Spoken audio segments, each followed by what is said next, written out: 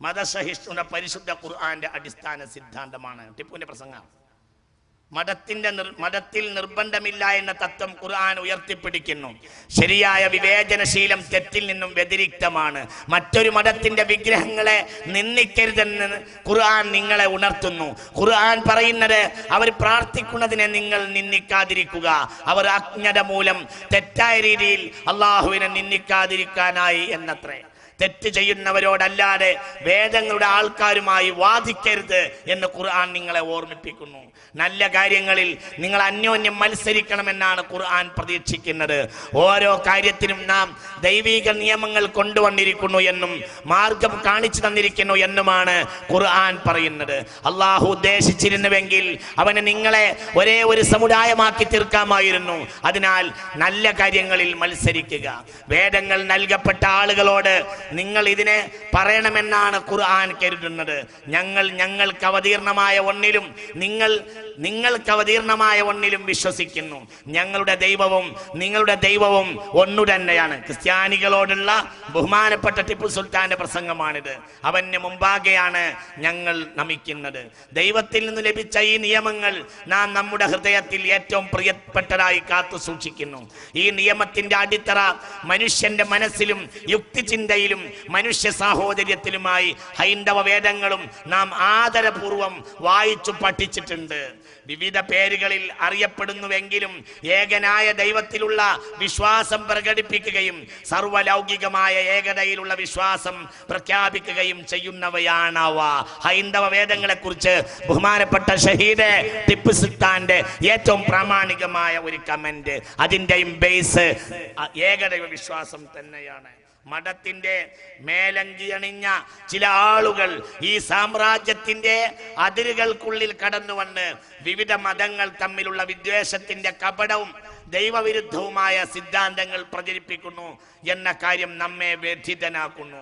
അതിനാൽ മൈസൂർ സാമ്രാജ്യത്തിനുള്ളിൽ വെച്ചും ഏതെങ്കിലും ഒരു മൈസൂർക്കാരൻ സാമ്രാജ്യത്തിന്റെ പുറത്തു വെച്ചും മതത്തിന്റെയോ ജാതിയുടെയോ വർഗത്തിന്റെയോ അടിസ്ഥാനത്തിൽ ആരോടെങ്കിലും വിവേചനം കാണിക്കുന്നത് ഈ ദിവസം മുതൽ നിയമവിരുദ്ധമാണെന്ന് ഇതിനാൽ നാം പ്രഖ്യാപിക്കുകയും ചെയ്യുന്നു. ആരുടെ? ബഹുമാനപ്പെട്ട ഷഹീദ് ടിപ്പു സുൽത്താന്റെ സ്റ്റേറ്റ്മെന്റ്. ഇത് ഖുർആന്റെ അടിസ്ഥാനത്തിലുള്ള സ്റ്റേറ്റ്മെന്റ് ആണെന്ന് അദ്ദേഹം ഉറക്കെ പ്രഖ്യാപിക്കുകയും ചെയ്തിരിക്കുന്നു. ഇത് എഴുതിയത് ഭഗവാൻ എസ് ഗിദ്വാനിയാണ്. നമ്മളെല്ലാവരും ഇത് ഗൗരവമായി ചിന്തിക്കണം. ഇതിൽ വേറെയും ചില ഭാഗങ്ങൾ പറയുന്നുണ്ട്. മതസഹിഷ്ണുതയുടെ ഉത്തമ ഉദാഹരണങ്ങൾ ഇതിൽ പറയുന്നുണ്ട്. മാറുമറക്കുന്ന കാര്യത്തിൽ ഒരു വ്യത്യാസം, മാറുമറക്കാതെ നടക്കുക എന്നത്. ഒരു കാലത്ത് ഹൈന്ദവ സഹോദരിമാർ മാറുമറക്കാതെ നടക്കുന്ന സാഹചര്യം ഉണ്ടായിരുന്നു. വെള്ളക്കാർക്ക് അത് ഏറ്റവും വലിയ വിഭവകര സമൃദ്ധമായ സദ്യയായിരുന്നു. ടിപ്പു സുൽത്താൻ മാറുമറക്കണമെന്ന നിയമം ഹിന്ദുക്കൾക്കിടയിൽ കൊണ്ടുവന്നപ്പോൾ ആദ്യമായി എതിരെ പ്രതികരിച്ചത് ഇവിടുത്തെ സായിപ്പന്മാരായിരുന്നു എന്ന് ഈ പുസ്തകത്തിൽ രേഖപ്പെടുത്തിയിട്ടുണ്ട്. കാരണം അവരെ സംബന്ധിച്ചിടത്തോളം മാറുമറക്കാത്ത ഹൈന്ദവ യുവതികളെ കാണുക എന്നത് മലബാറിൽ വരുമ്പോൾ അവരുടെ ഒരു വിനോദമായിരുന്നു. അതിനെതിരെ ആദ്യമായി നിയമം കൊണ്ടുവന്നത് ബഹുമാനപ്പെട്ട ഷഹീദ് ടിപ്പു സുൽത്താനാണ്. 1785 ടിപ്പു സുൽത്താൻ മലബാർ ഗവർണർക്ക് അയച്ച കത്ത് മലബാറിലെ ചില സ്ത്രീകൾ മാറുമറക്കുന്നില്ല എന്ന കാര്യം നമ്മെ വേദനിപ്പിക്കുന്നു. എന്തൊരു വൃത്തികെട്ട കാഴ്ചയാണ്! നല്ലതായ അഭിരുചിക്കും സദാചാരത്തിനും ചേരാത്ത ഒന്നാണത്. സ്ത്രീകൾ അരക്ക് മുകളിൽ മറക്കുന്നില്ല എന്ന ആചാരം പുലർത്തുന്ന ഒരു വർഗത്തിലെ സ്ത്രീകളാണ് ഇവർ എന്നാണല്ലോ പറയുന്നത്. പക്ഷേ എനിക്കതിൽ അതിശയം തോന്നുന്നു. പണ്ട് മുതലെയുള്ള ഒരു ആചാരം എന്ന നിലക്കാണോ അതോ ഈ വർഗത്തിന്റെ ദാരിദ്ര്യം മൂലമാണോ ഇവർ ഇങ്ങനെ ചെയ്യുന്നത്? രണ്ടാമത് പറഞ്ഞതാണ് കാരണമെങ്കിൽ അവർക്ക് വേണ്ടതെല്ലാം നൽകാൻ ഞാൻ താങ്കളോട് ആവശ്യപ്പെടുന്നു. അതുവഴി അവരുടെ സ്ത്രീകൾ മാന്യമായി വസ്ത്രധാരണം ചെയ്യട്ടെ. അതല്ല, ഇത് പണ്ട് മുതലൊക്കെ നിലനിന്നിരുന്ന ഒരാചാരമാണെങ്കിൽ ആ വർഗത്തിന്റെ വളരെ ഇമ്പോർട്ടന്റ് ആയ ഒരു സെന്റൻസ് ആണിത്. ശ്രദ്ധിക്കണേ.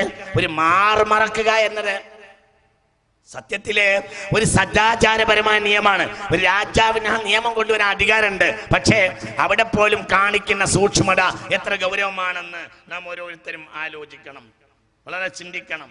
അതല്ല, പണ്ട് മുതൽക്കേ നിലനിന്നു വരുന്ന ഒരാചാരമാണെങ്കിൽ ആ വർഗത്തിന്റെ മതനേതാക്കളുമായി ബന്ധപ്പെട്ട് ഇത്തരം ഒരാചാരം ഇല്ലാതാക്കുവാൻ താങ്കളുടെ സ്വാധീന ശക്തി പ്രയോഗിച്ചു നോക്കണമെന്നാണ് എൻ്റെ അഭിപ്രായം. മതനേതാക്കളുമായി ബന്ധപ്പെടണം. ഈ ആവശ്യത്തിന് വേണ്ടി അവരുടെ മതവികാരത്തിന് കോട്ടം തട്ടാത്ത വിധത്തിൽ സൗഹൃദപൂർവമായ നിർബന്ധങ്ങൾ ഉപയോഗിച്ച് നോക്കാവുന്നതാണ്.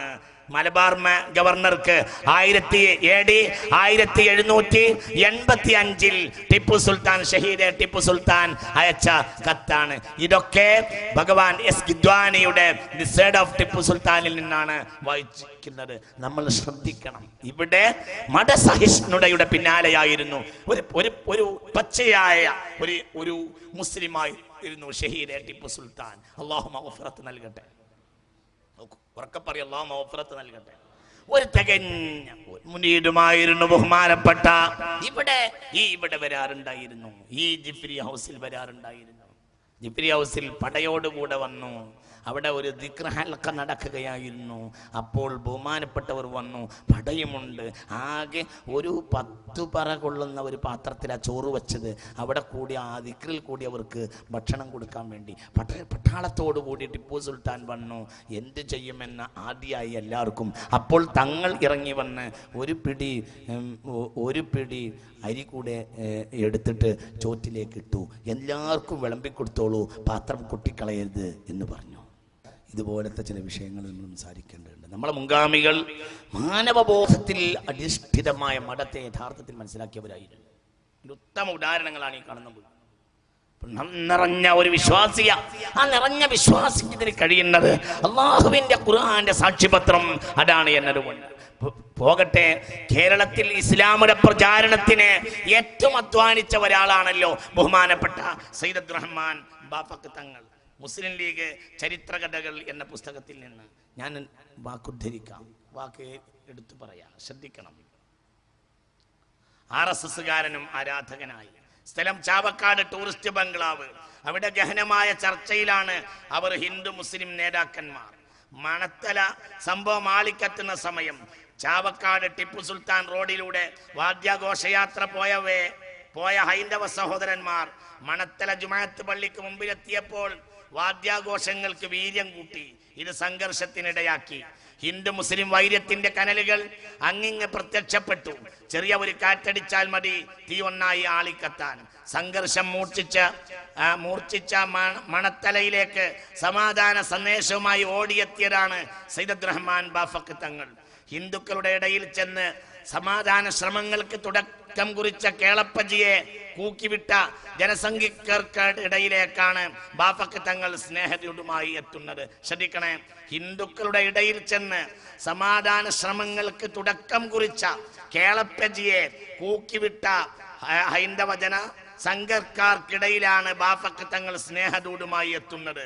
വർഗീയാഗ്നിയിലേക്ക് തള്ളിവിടാതെ ഇരു സമുദായത്തെയും രക്ഷപ്പെടുത്തണം, അതിനുള്ള വഴി മെനയുകയാണ് അവർ. സംഭാഷണത്തിനിടയ്ക്ക് നമസ്കരിക്കാൻ സമയമായാൽ ഏത് സ്ഥലത്ത് വെച്ചും ഉടനെ നമസ്കരിക്കുന്ന ബാഫഖ് തങ്ങൾ പുറത്തിറങ്ങി അഗ്നശുദ്ധി വരുത്തുവാൻ പോയി.